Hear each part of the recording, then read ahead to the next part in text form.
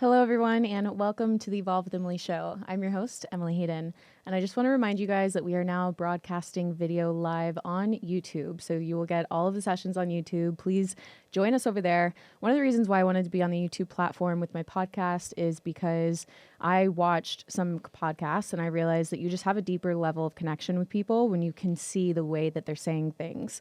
So you just have this opportunity to connect with them deeper. So come connect with us. Come see us on YouTube. The link will be down below. All right, guys, buckle up. Today's show is going to be incredible. We have a very special guest today. His name is Tommy Vext. Tommy began his music career in Brooklyn, New York as a teenager, singing in local hardcore bands. He even engaged in freestyle rap battles in his neighborhood. He was actually too young to go into the clubs where his band would perform, so he had to sneak in. He was doing the whole, sneak thing when he was a young kid. After that, since then, he's been part of a few different bands, which led to him creating Bad Wolves in 2017 with drummer John, lead guitarist Doc, guitarist Chris, and bassist Kyle, managed by Zoltan of Five Finger Death Punch. Bad Wolves ended up blowing up in about 2018, and he has toured multiple times. One of their best songs is a cover called Zombie that has 342 million views on YouTube as of late. All of his songs are incredibly successful. Bad Wolves overall has been mainstream on the charts, especially songs like Remember When, Killing Me Slowly, and Sober. They have 2 albums out, Disobey in 2018 and Nation in 2019, currently working on the next release. And the list goes on. You guys, throughout 2020, this man has not stopped. Quarantine did not stop him. He jumped on the Patreon platform where him and the band post things like Q&As, guitar tutorials, live streams, limited edition gear, and probably the most exciting and the part that I love the most is the covers. So if you guys are unaware, they take some of your favorite songs, they do a cover, and they put the hardcore twist on it. Songs like Hollywood's Bleeding by Post Malone, Look at Me Now by Busta Rhymes, Look What You Made Me Do by Taylor Swift, Video Games by Lana Del Rey, and the most recent one, Wrecking Ball by Miley Cyrus. So if you've never heard the metal version of those songs, go check it out now. They truly have poured so much effort and hard work into this platform. I'm actually a paid member myself, so if you guys would like to support the band, definitely go check them out. As of May 18th, 2020, Tommy has 11 years sober, and he's been a sober coach for top A-list celebrities and musicians. He has a podcast with Shane Bitko called The Deviant Gentleman. It will be linked down below. He's very active on his Instagram account where he shares very vulnerable topics like acceptance, surrender, depression, mental health, sobriety, of course, and so much more. Tommy represents First Form, and he's possibly one of the only rock stars that I know of that represents a health and wellness brand. And he's truly made fitness a huge part of his sober life for many reasons that we will get into. He is always looking for ways to be of service to other people and helping the community around him, whether it's donating 100% of the proceeds from popular songs like Zombie to his current challenge that he has, #LearnToWalkAgain, which we will talk about. It's a $25,000 giveaway. To something as simple as just donating his time and cleaning up the streets in LA after riots. Tommy truly is so much more than just the crazy personality that you guys see on Instagram or this rock star rocking out online. He truly has one of the best hearts. He's one of the best humans that I know. I've always seen that in him. And, anytime you ask him, like, well, why do you want to do this? Or why do you want to do that? His response is always just to help or to be of service. And it's really sweet. And so that's why I'm excited to bring him to you guys today and let him take it from here. So with that, Tommy, welcome to the show. Thanks. Can I hire you to follow me around and just introduce me to people? Like with that that was amazing. I'm like, I don't even know what to say. Thank you. Yeah, of course. You did help clean up the riots with me. So I appreciate you. Of course. Yeah, it's been awesome. It's been awesome to see, who you are behind the scenes and who you are offline, off social media, off the stage. And people get whatever they see, they get exactly what they see. Yeah. It's really not anything different. There's nothing else going on. I'm like, yeah. Okay, so I have actually so many questions planned out because I feel Okay. like there's so many things we could talk about, but I I tried to know that really. you have an intention. I do. I have quite Yes. the agenda with you. Okay. All right. And my agenda is truly just to bring out the best parts of you, to bring the most value to the listeners, and also just give your fans who I know are tuning in a deeper inside look to you. Sure. So give right. us a little life background. So you grew up in Brooklyn. Give us an insight to your mom, dad, siblings, and what that like home life looked like. Yeah. I mean, well, so it's. I grew up in Brooklyn, New York, and I was. Most people, I've come forward. There's a new song on the new record about this, and I've started to talk about this aspect of my development, my childhood development. My birth mother was a drug addict and abandoned myself and my brother at the hospital when we were born.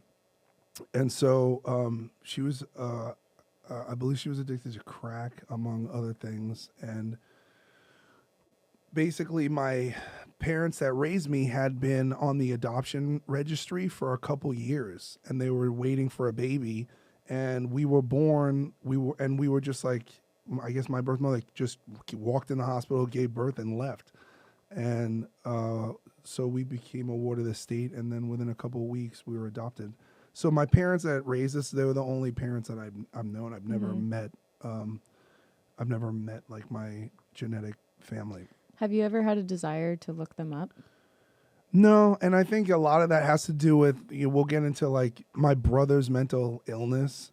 My brother's a nightmare, and my brother's currently serving a 17-year sentence for attempted murder. He tried to murder me in 2010.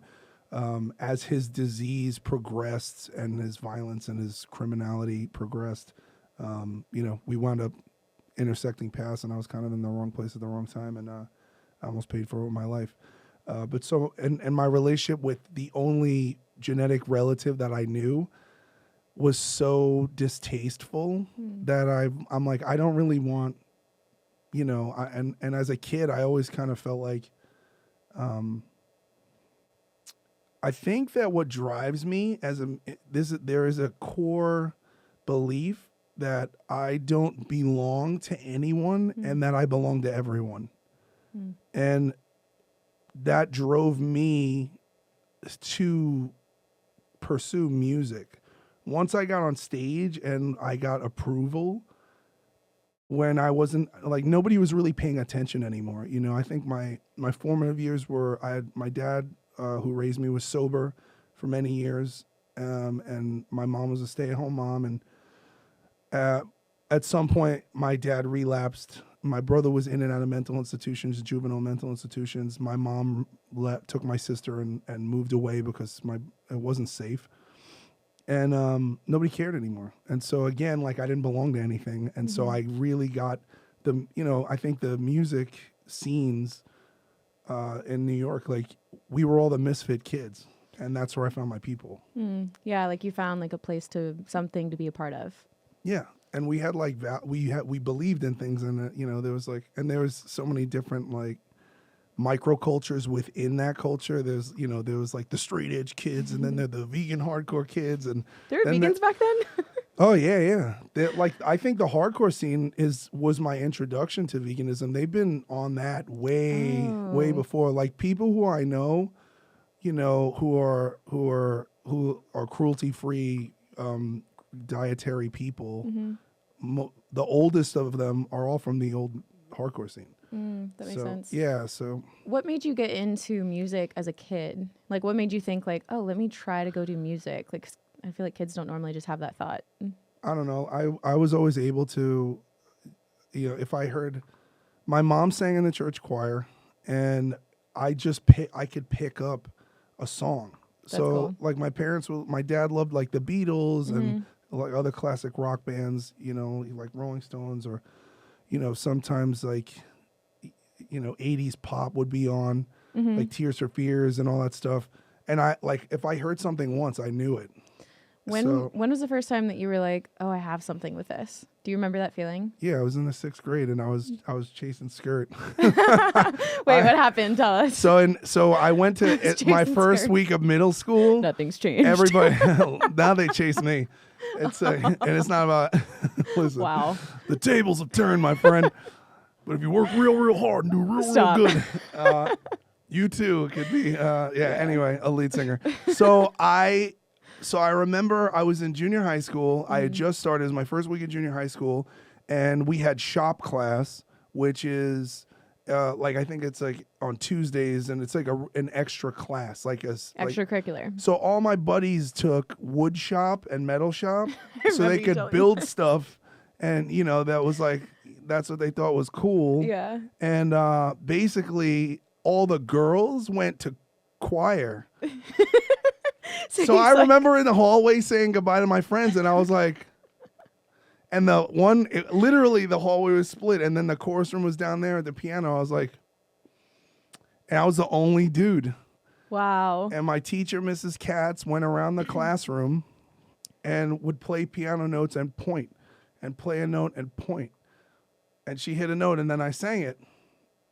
And then the whole room stopped, and then she hit another note, and she was like, sing this. And I was like, so I just kept singing notes. She was like, can you sing? I was like, I don't know.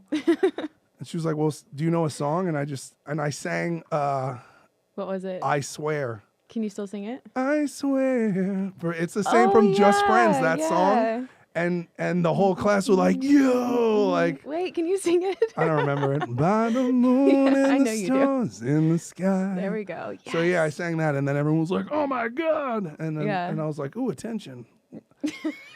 You know what I mean? And I was like, you got to understand too, Tommy Vext in 6th grade was chubby with a Wolverine t-shirt that was too small and like my lunchbox. Wolverine, that's some good foreshadowing for the rest of your life. Yeah, pretty much. Yeah. Right? Yeah. What was the lunchbox comment? I missed that. With my little crappy lunchbox. Oh, cute. Yeah. Okay. I don't remember what my lunchbox was though. Actually, I think I didn't have one. We had that was when Jansports became cool. Is that the Velcro, the one with the Velcro? It's the backpacks where they have the little strings and people would steal them off and you'd collect them. But like somebody got stabbed in my school, but like, dude, it was I know, yeah, it was. So then they outlawed the strings on the Jansports because kids were fist fighting over them and stealing them. Oh my gosh. Yeah, dude, back in the day, like I remember getting like a nice pair of Jordans in the 7th grade and being afraid. I was like, damn, because I'm like, and my dad was a janitor, so my dad had to bust his ass to get me and my brother. He had to get 2 of everything, so he worked 3 jobs. Yeah, and he was like, and he did, they really did the best they could, and I remember having these green, like tennis green and white Nikes, and I was like, man, I'm gonna get robbed. I was like, someone's going to take these from me. Oh, my God. I mean? Did anyone try? Nah, because I thought they were so cool, but I got to school and people were like, your shoes look stupid. And I was like, oh, great. That's amazing. Yeah. So anyway, now I just wear only blacks to avoid all that. I've noticed. Were you ever picked on in school? Oh, yeah. Yeah, it was rough. How did you deal with that as a kid? I mean, I probably made me more introverted. I think I'm an addict. Obviously, my first addiction was food. And so sugar, like I was like, I was like born addicted. And I remember I'd have like $1.65 to go get lunch. Like lunch was $1 and the bus was 65 cents. And I'm like, if I walk to school early, I can get 65 Swedish fish. Shut up. So I would hustle it up. You know? Hey, at least you're getting your steps in. Yeah, but I didn't, but then I'd be like, can let me use your bus pass? And oh my God. And then my favorite thing to do is to like get as much Swedish fish as possible and Crystal Pepsi and draw comic books by myself. Really? Yeah. What kind of comic books? Oh, everything, like all like Marvel, X-Men, DC. Spider-Man, Venom. Cool. I have the original Infinity Gauntlet. Do you still draw? No, I don't. Once I got into music, I stopped drawing. Okay. What are some of your musical inspirations, or is there anyone that kind of inspired you at the beginning of your career, maybe even as a kid? Yeah, I mean, my dad introduced me to the Beatles and that stuff. So, and I didn't get it till actually I was in my 20s. So I already knew all these Beatles songs. I knew every Beatles song. I'm like, this is dad music. Yeah, you know? Whatever. You know. And as a songwriter, like now you understand the genius of, they're the godfathers of pop. Like they actually it's so genius what they did over the course of their career. And the Beatles are a large reason why this year I went in and did 2 cover albums, because the Beatles started out as a cover band, and by learning all these hit songs, it ingrained in them a technique and an intuition of how to create something that connects to an audience. Oh, wow. So this whole year since we haven't toured has just been like, it's just songwriting college for me. That's awesome. You know, and simultaneously, as we're writing our new record, our songs are getting bigger. Oh, that's so awesome. it's not a mistake. But so the Beatles, and then you know, Green Day and Soundgarden and Nirvana and Pearl Jam came out, and I was like, oh my God. And so, you know, it was like grunge, and then, you know, like Gangster's Paradise, like Coolio, like safe rap, you know what I mean? Because it was like, it was too hardcore, you know, like Crisscross and all that. Then Biggie came out, and like Biggie came out because I'm from Brooklyn. That was it. Everybody, like the Asian guy at the deli was like, Biggie Smalls, Notorious B.I.G., best rapper all time. Like anybody who's Asian is offended. Fuck you. I'm sorry. I'm not a good person. Anyway, I'm not politically correct. Sorry. Anyway. Tommy Vext, everybody. Yeah, I make fun of everybody. It's okay. Just stick around. You'll be made fun of as well. Yeah. If your feelings aren't hurt by the end of this, just email me and I'll just hurt and just give me a description of yourself and I'll hurt your feelings. Sorry. This is my life though. Yeah. Okay. So anyway, so Biggie Smalls, Ready to Die came out.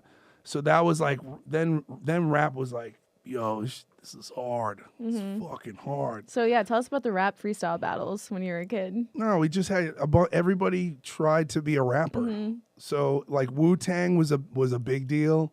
Biggie was a big deal. Some people like Tupac, but because it was West Coast, we sided with the East Coast. So people, it was more like Nas, Jay-Z, Mobb Deep, and then where I really got involved in music is I think hip hop was a fashion and a lifestyle, and like I grew up with drug dealers and gang members and like whatever, but we didn't call it that. People were just hustling on the block. Like it wasn't like like the movies make it out to be. And I found Pantera and Korn, and I was done. I was like, yo, this is the angriest. I went to go see The Crow in like 1992. My friend Mike's mom agreed to take us to the movie because it was rated R. And I'll never forget the shower scene with the naked lady. I was so uncomfortable. I was like, oh no, there's nudity. Mike's mom's gonna kill us. Like, because I was like 11.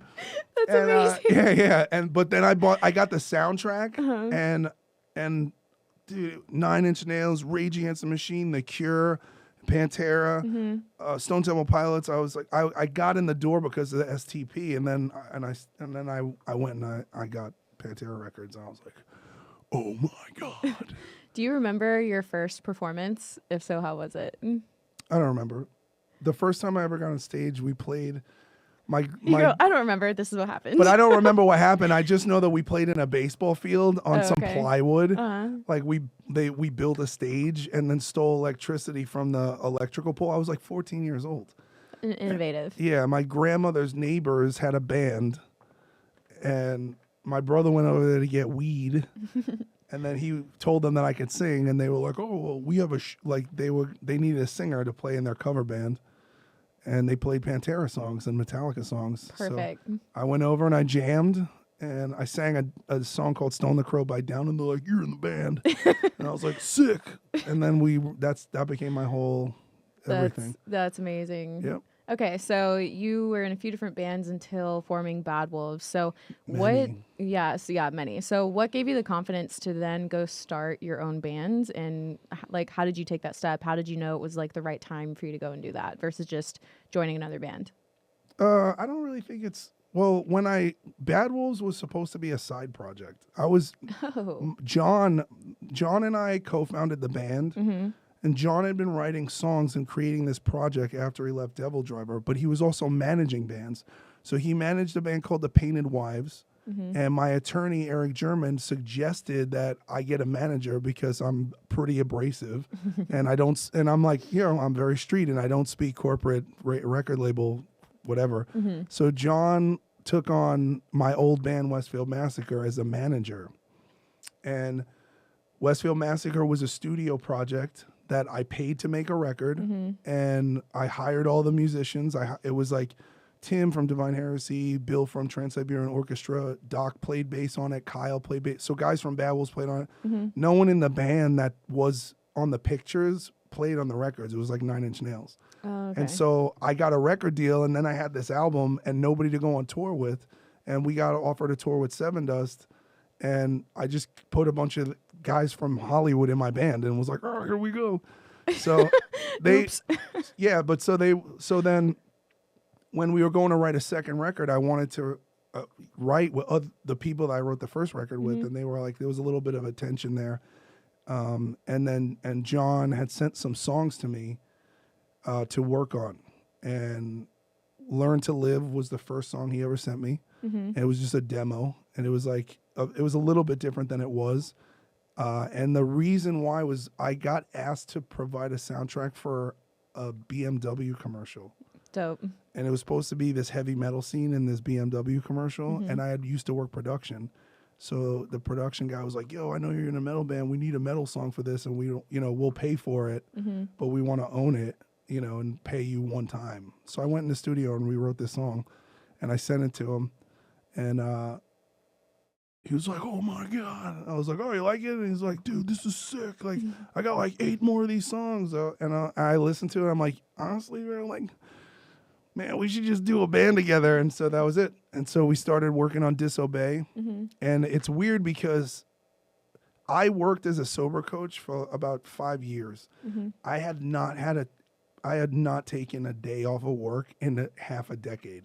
I just like either worked, and when I got burnt out mentally taking care of people, I would work as a grip or as like craft or as art department in the film industry, because I have to I'm like a workaholic, so I'm just keep busy. And so I took 1 month off, and I rented my friend's beach house apartment in Playa del Rey. And I was like, I'm going to go to the beach, and I'm not going to do anything. I'm not going on tour because I do too many things. Yeah. And then the second day of my vacation, we did Learn to Live. And I was like, oh, man. And I called the studio. I'm like, book me for 2 more weeks. I feel like that's a trend and a pattern of yours that still happens. Yeah. I mean, like COVID, like 2019, 2020. People were like, how's 2020? I'm like, I recorded 46 songs and wrote a biography. I started a podcast. Yeah. I moved 3 times. Yeah. Yeah. Like it's actually just insane. You think about the people that use the quarantine or the world, circumstances as an excuse to just kind of sit on what they've already got. And it's like, you could have done that. You could have just sat there and been like, okay, we'll just wait until we can go, know. And now, like, you guys have just done so much since then. 46 songs. That's insane. Yeah, I boosted my social medias. Yeah. My you've grown Instagram's a lot. up 70,000 since COVID. So Which is very surprising considering what he posts. Yeah, well, I mean, it is what it is. Very polarizing is what I'm saying. So people. Well, it's not. I don't think it could be polarizing, but the thing with me is that with the state of, nothing is more punk rock than telling the truth when the system is telling you can't tell the truth. 1,000%. And whatever your political belief system is, I'm a fuck you kind of person. I'm like, oh, you can't say that. I'm like, I just did. I just did. So what? How did your teachers like you growing up? A couple of them really like me. Yeah? Yeah. Oh, okay, good. Yeah. I was like a star student when my family unit was together. And then when my dad started drinking and my brother started getting institutionalized, nobody cared. And I just like, whatever. Yeah. But I was always in the top of my class. Oh, that's great. And I took my GED, I think at 16, and I went to the class and and I was like correcting the teacher too much, and they were like, you don't need to come here. Because I studied stuff on my own. Like when I was a kid, I studied biology. Like I didn't just accept the curriculum. I was very much into science. I was very much into paleontology. I know a lot about global warming because I studied paleontology, and I know about the shift in the Earth's temperature between the Jurassic, Triassic, and Cretaceous period. And we could talk about the Mesozoic period. So there's so much stuff going on in here, that people are just like, I'm just like, no. I'm going to use that as a separate YouTube clip. Yeah. Just that whole last 30 seconds. Yeah. Okay, so I want to move into sobriety. So Yeah. you've been sober for 11 years, Yup. but clearly before you were sober, you were into drugs and alcohol. So what led to your usage in the first place? And then also, at what point did you realize that it was a serious problem that you needed to get sober from? Well, my drinking career started around 13. And it was just innocent, you know what I mean? Like, oh, we're at a block party. Like, oh, let's go steal liquor from, my friend's parents' cabinet Right. and fill it with water. And like, Right. I and think then everyone did we that. sip it and we're like, Yeah. like everyone's trying to be hard. We'll like take a shot. You're like, it's just horrible. Yeah, your eyes know? are burning. Yeah. But then too, it's like New York was like, there was a lot of lawlessness, you know, it was easier to get drugs than it was to get alcohol. If you wanted to buy alcohol, you had to find a homeless guy to buy it for you, which they did a lot, but it's like still, it's a mission. Yeah. And there were drug mission. dealers all over the place. Yeah. Right. Everybody's older brother or cousin was a drug dealer. So, but it started out experimenting and I didn't know my genetic predisposition. And it was, look, I had a lot of fun. I was like a kid. It was, the boys and we're in the band. And then, then it was like, kind of like, we're all selling drugs and my bro just stabbed a guy, but it's cool. Like, Right. It just like escalated. Yeah. Then I got stabbed and got run, And I think like that whole lifestyle of selling drugs and getting into fights and all that stupid stuff kind of came to a head when I was about 20. And, I was like living in the basement of my father's place. There was no heat, no air conditioning, no heat, no nothing. One of the windows was kicked out, and it was a like concrete floor, sleeping on a futon. And I had like my reptile tank, and it was just like, and that's all, and that's what I had. I had a bench press that I found in the trash. Okay. And I made it work. Like it was poverty, and I learned how to sing better by, sometimes I would steal CDs, sometimes I'd buy them, Yeah. and then I'd sing to them on my little boombox, and that's what I did. And I got into some trouble, and these dudes tried to kill me, and they ran me over with a car. They bashed my skull in with a baseball bat. They almost killed my friend. And then I got the memo. Like both my legs I couldn't walk. And like for a couple of weeks, my brother and my dad had to carry me to the bathroom to go to the bathroom. Wow. And then I just was like, I'm done. It's not funny anymore. It's not a movie. It got very real. And then for some reason, I just was like, if I could be like the guys on the posters on my wall, then that's what I'm going to do. Because I didn't realize that because I was drinking, because I was doing drugs, because I was selling drugs, because I was hanging out with who I was hanging out with, because I had this ignorant attitude that was, I never looked at myself as a problem. I was like, oh, it's because I live here, or because I don't have money, or like I was born like this, or my dad drinks. Or It was like the victim mentality. Yeah, but that's all you know. For sure. You know what I mean? And Yeah. so, but I just like kind of decided, and then I got a job. I started working in the city. I was very sneaky, and I got jobs doing security at concert venues. And then I started working the VIPs and learning all the people who worked in the industry. So smart. And then I would bring my demos and I would like leave them on the VIP You were tables. that guy. Yeah. I love it. Yeah. And then but I've come back to those venues and played all of them sold out. Oh, that's so dope. I'm the fucking king. It's great. Okay. It's the best feeling ever when you go to a place Honestly, yeah. and you sell You're out allowed a to say venue that. where you were a security guard at. So I'm not going to apologize Don't for that apologize. one. Yeah. And I say that because all work is honorable and you should treat everyone with respect, because the guy who opens the door for you might be the guy that stands on stage and says the thing that you need to hear so you don't kill yourself that day. Yeah. And like that's the gospel truth. That's like reality. There's no, and so, and that's been my experience, you know, like I've gotten invaluable, life-changing information, from like, a guy who like sewed my pants. Right. I'm right. like, huh? What?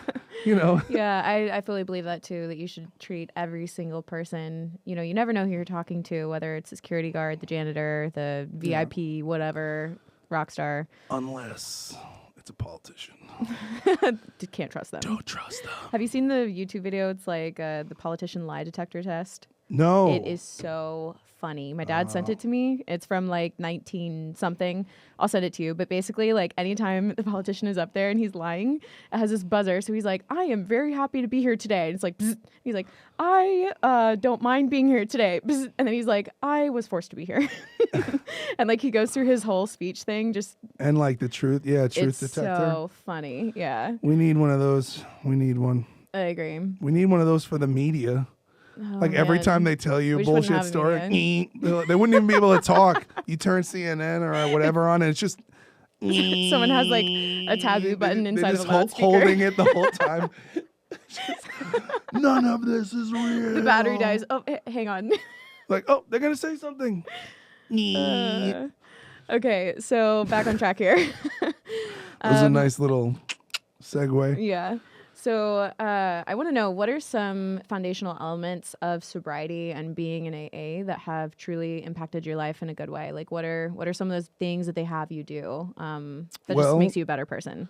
Besides be sober. It's anonymous, so we don't say where it is. We actually refer to it as 12-step programs because there are multiple. Oh, so gotcha. there are different 12-step programs for different Oh. issues, from alcoholism to drug addiction. Some of them Right. are co-occurring, to Debtors Anonymous, to sex addiction, to love addiction, to adult children of alcoholics. I've been to all of those meetings. I don't identify with all of those issues, but I think it's always good to check in when you're having a flare-up. You know what I mean? But for me, my first year of sobriety, I gave up my music career, which was not really doing well, but it was the only thing I had. I ended up homeless. I tried to basically drink and drug myself to death after my ex had a late-term pregnancy miscarriage. And we had a very tumultuous relationship, and we were both addicts. And I used that event. It was a very traumatizing event, but I used it, instead of that being something to get my shit together, I was like, I'm checking out. And suicidal ideation has been a long-standing issue in my life, in before recovery and after. So I ended up homeless, and I was sleeping on my friend's couch, and he was sober, and he took me to some meetings, and I heard the truth. I went. There was a bunch of people telling the truth about themselves, and everyone was like, "Oh yeah, Yeah. you know, they're like, I fucking smashed my car around a tree, but I'm still here." And everyone's like, "Yeah." I'm like, "Oh, all right." You're all, my life's not that bad. I'm like, "I'll sleep on a bench in the park on Tuesdays," like, you know. Yeah.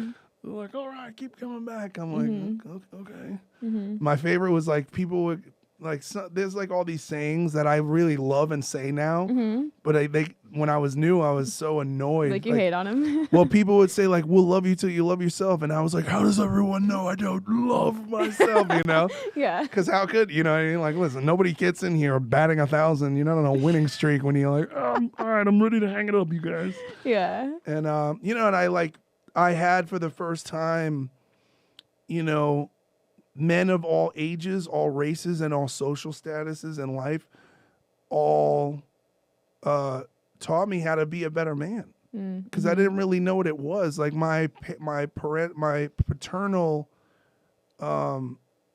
mentorship and my father ended around 14 or 15, and my drinking accelerated simultaneously. And so a lot of alcoholics that start out as kids, when we get sober, we're around the same emotional age in emotional development and coping mechanisms as we were when we started getting severely into our disease. So I had to learn how to grow up. I had to learn how to live. I think that's huge because you have a emotional capacity to deal with your feelings and your emotions. You have a way to communicate that not a lot of people have. And so I think you having that kind of mentorship, like I know in the program, mentorship and, having like I guess your own sober coach kind of thing, right? It's called sponsor. Sponsor, Yeah. So like having your own sponsor is basically like a mentorship. So what are some of the things that they taught you that really shaped like how you handle yourself as a man? Because a lot of people don't know how to be a man. So like what does that even mean actually? So let's get into that. Well, I think accountability, you have to accept that you are what you are. You can't, for me, the first step is like, I'm powerless over drugs and alcohol. My life is completely unmanageable, you know? And then it just kind of moves on from there. Like, for me, I had to develop a spiritual relationship because I didn't trust anything. I didn't trust, I have, separation anxiety. I've been abandoned so many times. Everyone, I remember seeing the movie Blow with Johnny Depp, and when his daughter he can't go make it to see his daughter, and he says, everything I love goes away. My whole life is summed up in that. That was my whole life.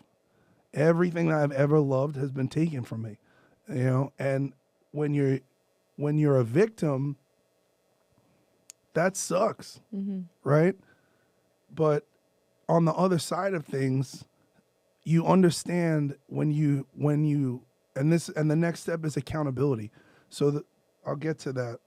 So finding a spiritual set of beliefs that's personal to you. It's not about religion. Some people go to religion. Some people do this, that, whatever. Some people just decide they're going to be agnostic or I believe in the universe.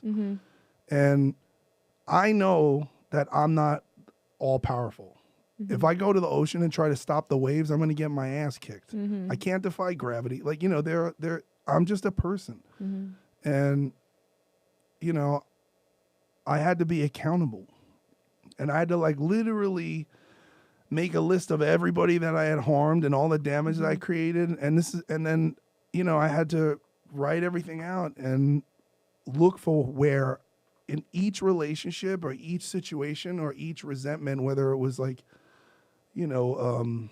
government or, whatever. And that I played a role in all of those things, Yeah, so basically just taking extreme ownership and responsibility for your role in everything versus putting the blame on other people. Well, I think accountability and responsibility are different. Taking too much responsibility is to say that nobody else ever does anything wrong and everything is you, and that can be inverted and create toxic shame. So it's about an accurate sense of self-appraisal. Accountability means I'm willing to admit that I played a role and that things ended up this way because I played a role in them. And even people, and I say this for people who are physically or sexually abused as children, yes, you are innocent, right? Yeah. There's nothing I could have done. I'm a kid. I don't know what's going on. I don't know what's being done to me. But as a man, I used what happened to me as an excuse to treat people like shit. Wow. And that's not okay. And so once you stop using these things as excuses, you don't need excuses anymore. And then basically, the next step is to go out into the world and make it right and make amends, not go say, I'm sorry. Like if I owe people money or I stole money, I went and I paid it back. I remember my sponsor was like, I'd be like, I don't want to pay. Like, you're not giving them your money. You're giving them their money. It's their money. And I'm like, I love that. Shit. Yeah. So those principles change you. You start to change around when you start to face up to other people and say, I recognize that my actions or my words injured our relationship and I'm willing to do what is necessary to atone and amend for that. And I'm willing to listen to any suggestions you may have at this time. And that can be a doozy.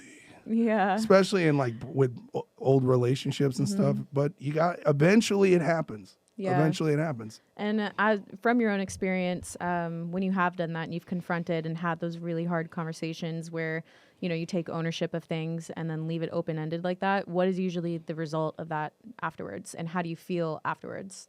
Sometimes people take it really well and it's a really beautiful experience. And sometimes people are like, fuck you. But at the end of it, you're free.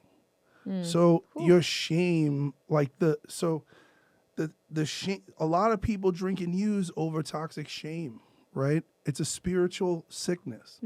We call it a spiritual malady in recovery, but it truly is toxic shame. So the cycle is, I drink, I see other people drinking and doing drugs with impunity.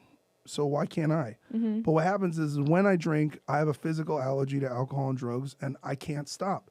And then I do things under the influence that are shameful and horrific, and then I have shame, and then I come to, and I start to have all the memories and the thoughts or the questions about what I did the night before, and I'm filled with shame, and the only thing that's going to wash it away is to do the very thing that puts me in the predicament. And so it's a threefold cycle. And so once you remove that shame, you get more reprieve. You get a daily reprieve. You're like, oh, I don't have to, I'm not a slave to this. And like who I was, who I was 5 years ago does not define who I am today. How do you truly forgive yourself for things that you feel shameful for? I mean, what's the process of that? I mean, I find it harder to forgive people, like other people. But like my rule of myself is I make mistakes. We live in a culture where people, cancel culture, it's so pathetic because it's like, it's the weakest people who engage in this behavior and these witch hunts because they have the least amount of personal power over their own lives.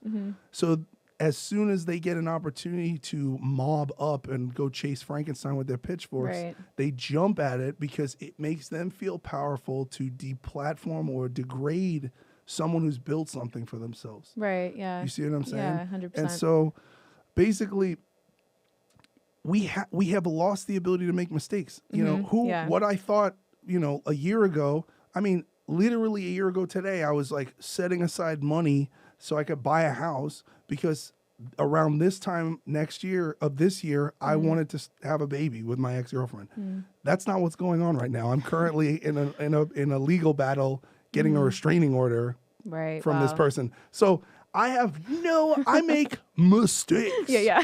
I make all the mistakes and I don't care. I am not supposed to be perfect. We are not meant to be perfect. Only God is perfect. Whatever God you believe in, you don't believe in God, I believe that only God is infallible and we are flawed. 1000%. And I think we have to allow ourselves and also other people the ability to make mistakes. And that's what evolving is all about, is like always being that next best version of yourself. I've always said I'm really not scared to speak out because I'm fully aware that I'm going to mess up. I'm going to get something wrong. And even with my own thoughts and beliefs and opinions, I feel strongly about them, but I'm always open. I'm always curious. I'm always, looking to better in every one of, those aspects. So for me, I'm kind of like, I was always taught as a kid to say, I am sorry, or I messed up, or I was wrong, and to like make it better. And my dad always taught us, like, first say what you did, like admit that you're sorry, and then you change your actions and move in a new direction. And that's amending, because you amend the behavior. You have all these terms. That's just for recovery me. It's just terms. My dad. But your dad knew. Like, I mean, I've talked to your dad. He's a great man, and like, I think it's so important, and it's been my experience. Like, it is so important for men to raise their daughters. Yeah. Because I've been in the relationships where, I've dated a few women who had horrifically abusive fathers, and it literally destroys their ability to have healthy relationships as adults. And I've had to do tremendous amount of work on myself because of my own parental issues and my own personal issues. And I think that, regardless of what your scenario is or what hand you've been dealt, that personal responsibility. And like I said, what happened to me, I don't do that anymore. It's what happened for me. Now, all the things that have happened for me make me uniquely qualified to help another person who feels like they're the only one suffering from this scenario and situation. And that's not the case. Wow. And you're somebody who's been in rooms full of people sharing all sorts of stories and trauma and things that they've been through. So I know, people listening right now, they probably feel like that person right now that's like going through something awful. They feel like they're the only one. Yeah. Like Me Too is the Me Too movement. Me Too was they took that from recovery. Oh, really? Yeah. They say the two most powerful words in recovery is Me Too. Because people come in with all this stuff and they share what's going on with them. And 99 out of 100 times, somebody in that room is like, yeah, me too. And they'll come up to you and be like, hey, I went through this and this is what I did. And that's how we, no matter how far down the scale we go in our disease, we can see how how our experience will benefit others. But that's for all people. That doesn't, that's like in all aspects of my life. Like, yesterday I spent an hour and 20 minutes on the phone trying to help teach a band how to better monetize their social media and provide better service to their fan base. Wow, yeah. For no reason. Yeah. Because I think, I'm just one homeless guy showing the other homeless guys where the bread is. I'm like, yo, there's bread over here. Yeah. It's like people get in my DMs and ask me like all kinds of questions. People ask me relationship questions. I'm like, I have a new girlfriend every year. I'm like, I am not the person to ask. I have like, I'm a train wreck. I think what you're saying is really powerful, though, in the sense that we're here to help other people, and everything that we've experienced is really just to pass it along and say, hey, I've been down that road. Come with me. I'll show you what the next step is. Yeah. And I think, well, quite literally in the program. I think that's huge. I think mentors are something that's so needed right now. And I think people, maybe they're not somebody that would attend something like the 12-step program or something like that. But if they can find a mentor in any aspect of life to just kind of, take those steps with them, I feel like it's so beneficial. Like, if you didn't that's what I did. If you don't have a father figure, just go find one. Yeah. If you don't have a mother figure, go find one. And I've changed sponsors over the years as I've needed to work on different aspects of my life. And I still have, my sponsor from New York and his wife are like my aunt and uncle. And then my sponsor from LA, they're like my parents now. Yeah. And I'm like close with their sons. He doesn't sponsor me anymore, but that's how it is. And then I have my current sponsor is a celebrity rock star because the band's success brought new problems into my recovery that I have no idea to deal with. And so I don't go to the hardware store for milk anymore. I'm like, I need tools that I don't have. So I'm like, you are, you've already been through this for 30 years. What do I do? I love that. So everyone find a mentor. It's super helpful. Yeah, but also be one. I agree. Like you don't have to get to some place. There's there's always someone who needs help. Do you know what I mean? 1,000%. Yeah. So it's okay, so I want to go on to your social media. So on Instagram, you talk about a lot of incredible topics, really deep topics. Things like, heaviness, spirituality, weakness, anger. So I have a quote from your Instagram, and I want you to kind of elaborate on it for us. okay. So this was speaking on character defect, and you said, our great war is a spiritual war. What particular areas of growth would you like to have happen to you? What blocks or character defects would you like to have removed? So my question is, how do people identify their character defects if they're not currently self-aware to it? And what advice do you have for that? Sometimes our partners, our relationship partners really mirror where we're lacking. A lot of times, you have to have the humility to hear that person because there's so many people who are like, and I've studied psychology. I don't have a degree in it, but I know a lot about psychology, and people are like, they say a lot of things that they don't understand. Like, I'm triggered. You're not triggered. You're offended. You're offended. Right. There's a difference. You're literally not triggered. I was murdered and I am diagnosed with post-traumatic stress disorder, and I can be triggered. Somebody who, a war veteran or a firefighter who gets, explodes in a fire, like they get triggered. You don't get triggered. You get upset or offended or don't like what you hear by perspectives that you don't like, that make you uncomfortable. And we have to stop being so obsessed with being comfortable. Everyone wants to be comfortable. They said this. And everyone wants to be right too, right? So I think some people can't hear because they just are holding on so tight to being right or to like one-upping or like winning the argument. Well, and then what they do is they like assign these like pop psychological disorders. You're like, you're a narcissist. I'm like, how do you know? Do you even know what narcissism? I read this. I just started reading articles Instagram online. Quotes. Yeah, I'm like, you went and you read a bunch of articles that allow you to believe that the person who is telling you the truth about yourself is mentally ill.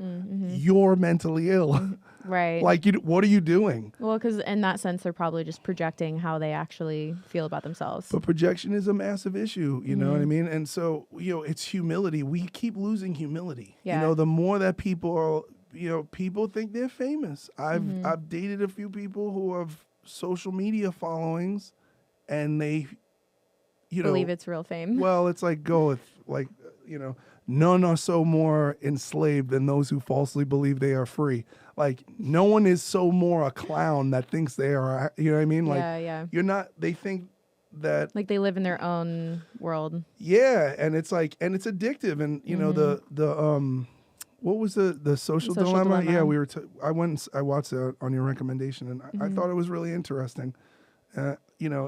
We become addicted to approval, and so we change who we are in order to make people we don't know approve of us. Literally. Talk about projection. Yeah. Like putting on a face or putting on a mask. Like, people have been wearing masks online for so long, so much to where I used to get comments in person. People would be like, "Oh my gosh, you're the same in person. Like, you're the same, your personality or whatever, or like physique," because I'm in bodybuilding, right? And I'd be like, yeah, I would be so embarrassed to like show you anything different online.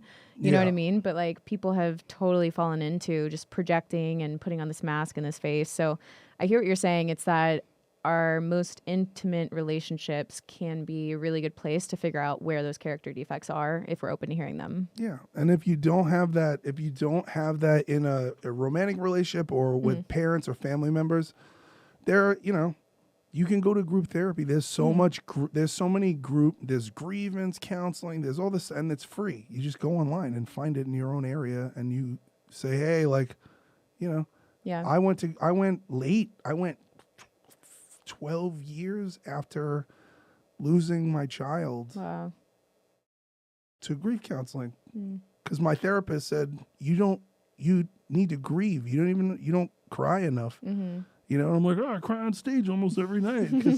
And that's true. Like, I'm in touch with my feelings. Like, as somebody who literally was killed, when I stand on stage and everyone sings along, and I play for the largest crowd I've ever performed in front of was 300,000 people in Germany. Wow. And our average shows that we do on average are between 5 to 12,000 average. I'm so blessed, and what I do on that stage is I tell people, hey, if you feel like killing yourself, don't do it. I'm an attempted suicide survivor. If you feel like, it's whatever is going on, I talk about it.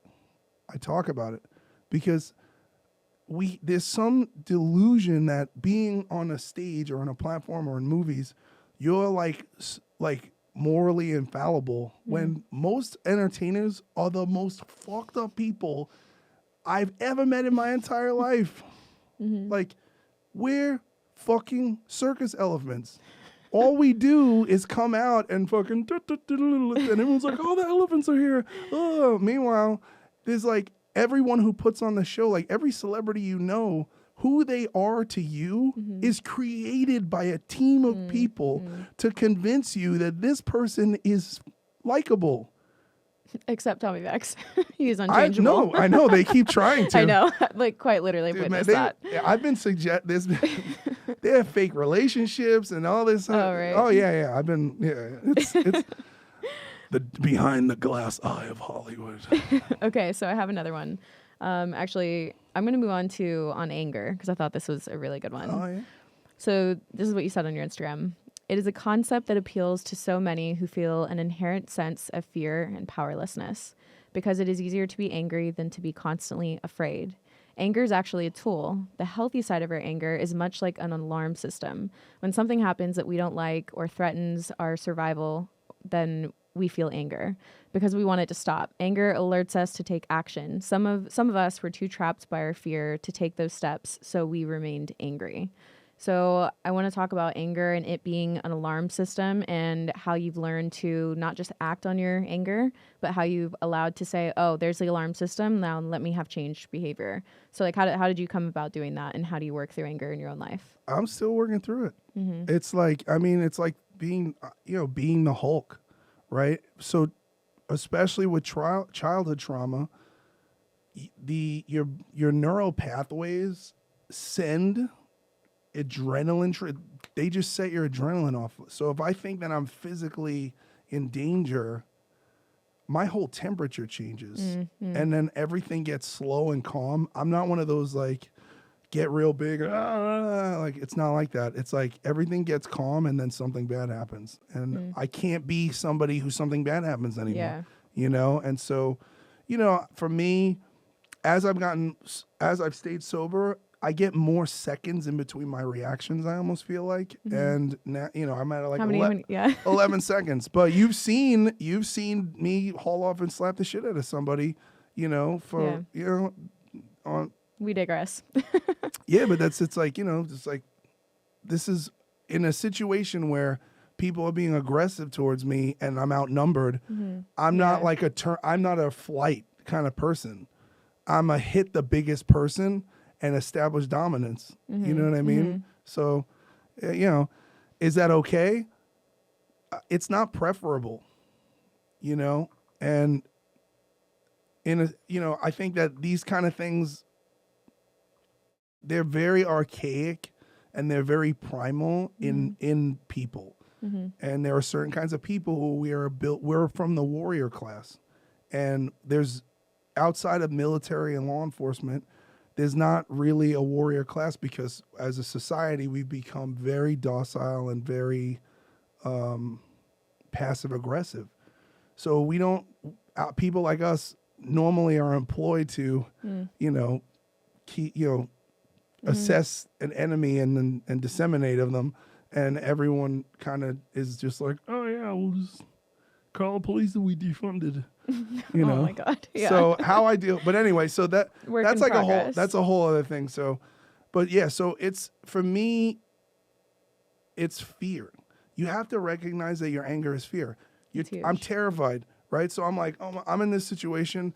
This guy's being aggressive towards me. I'm outnumbered. I'm like, I have to knock this person out, Right. or I have to slap them and show that I am in such a position to defend myself that I will merely disrespect you without injuring you.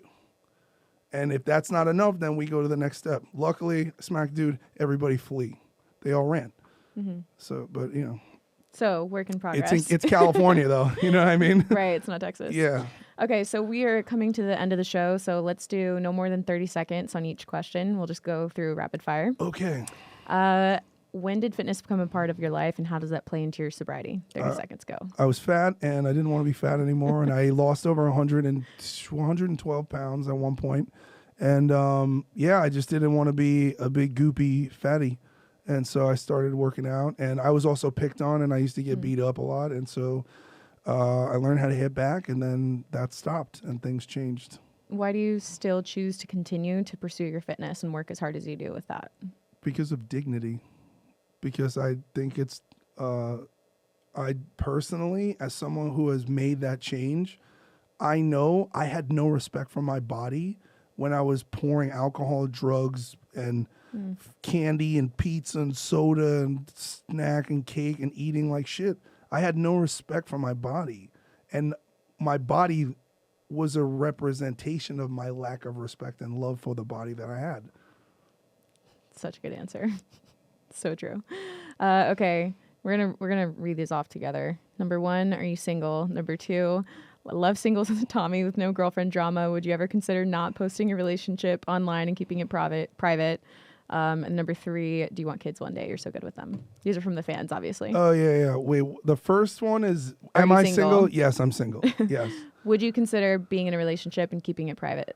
Currently I'm dealing with a legal situation where I'm being stalked, and anyone that I have dated has been harassed and contacted by my ex, and it's become a real situation. So I'm not really, you know, So you're like, it's looking great now. yeah, I'm not posting anything with anybody, you know, and yeah, and do I regret posting my relationships? Absolutely not, absolutely not, because regardless, I may make the decision. And my mistake is I often love the wrong woman the right way. But that's my problem. I still believe that if you're in a relationship and you're proud of your partner, my prerogative is to show them off and to highlight their attributes. And that's also my MO as a partner, is I am a builder. I want to build with you. I want you to do the best. I want you to be the best that you can be and do the best. And I'm not a good with excuses. And I'm like, no, what you're going to do more. We're going to do, you know, and that's kind of what I believe, because that's my love language, because I need to receive that, you know? And yes, I do want to have kids. I do. I was like, kind of no. But you know, like I babysit my friends' kids, and I'm just like, yeah, they're just great. Aww. They're just great. Yeah, they're fun. You know, they don't have all the stuff, you know, and like we had this conversation, and you know, I have been petrified to fail at parenthood because my examples were a failure, but every person has the opportunity to kind of redirect their memory. So every time I have a negative memory in my childhood, I pick up a good one. I'm like, yeah, but I also did this. Yes, you know, like this happened, huge. but oh, my dad also took me to get comic books, and he did work 2 jobs so I could get those sneakers. And you know, my mom came to my concert when I was like a little kid. You know, like they cared to the best capacity that they could. So instead of me looking at the past, you know, and this is even in my relationships, you know, look, I've had 2 breakups since the band has blown up, and one girl was a drug dealer, and that wasn't cool, and didn't know about that. That doesn't really work with a sober guy. And you know, the other relationship, there was a chemical dependency, and there was physical violence, and it's persisted. It's continued to persist. So it's not acceptable for me to be involved in, and I also don't want to be in a dynamic where I am the worst version of myself. Yeah, no kidding. Do you know what I mean? I think that says a lot. Like if you recognize what version of yourself comes out around other people, that will tell you so much if you're in the right group of friends, even friends, you know, not even just relationships. But if you don't have the best version of yourself coming out, and it brings out the parts of you that are those like character defects that you want to get rid of, I think it speaks volumes. Well, the way that I explain it is, if you're in a relationship and you are in the elevator, you should be going up. If your elevator is falling, get off. Or even stuck. Well, get off the floor. Yeah. You can get off at any time. You don't have to wait till it crashes in the basement at the very, very bottom to get out. Yeah. And sometimes people need to separate and things need to change for them to go back up. But like, if you know, that's kind of how it is for me. Well, Tommy, it's been absolutely amazing talking to you today. Thank you so much for coming on the Evolve with Emily show. Thanks for having me. Of course, is there any last thing that you want to say to the audience, my audience, your fans? Yeah, well, I mean, I always leave off with, I tell people, don't quit before the miracle happens. So whatever it is in your life that you're working towards, just understand, like, I failed for 20 years before I made it. I'm like an overnight success of 23 years. And if you have a dream, you got to fight for it. It's not just going to show up, and like nothing's going to just show up and be like, here you go. So if you really want something, and if you want an extraordinary life, you're going to have to go to extraordinary measures to have that extraordinary life. And for those of you who do see the miracle, don't quit after the miracle. You know, some people get sober and they get a couple things and they're like, all right, and then they kick off their shoes and they're like, comfortable. Yeah, I guess this is it, you know. Try to ride that wave, and then the wave crashes and ends. Yeah, or you could, I mean, listen, when you fight for your limitations, the grand prizes, you get to keep them. And I didn't get sober to be mediocre at all. You know, I didn't get into music to be all right. You know? I don't know. That's amazing. Thank you so much for being here. Everybody, make sure to give the video a thumbs up on YouTube if you're listening. If you're listening on the podcast platform or Spotify, somewhere like that, make sure to share this on your Instagram stories. Tag both Tommy and I. Let us know your feedback. Share it with a friend. That's the way that the podcast grows, and we appreciate you so much. So without further ado, I'll see you guys in the next one.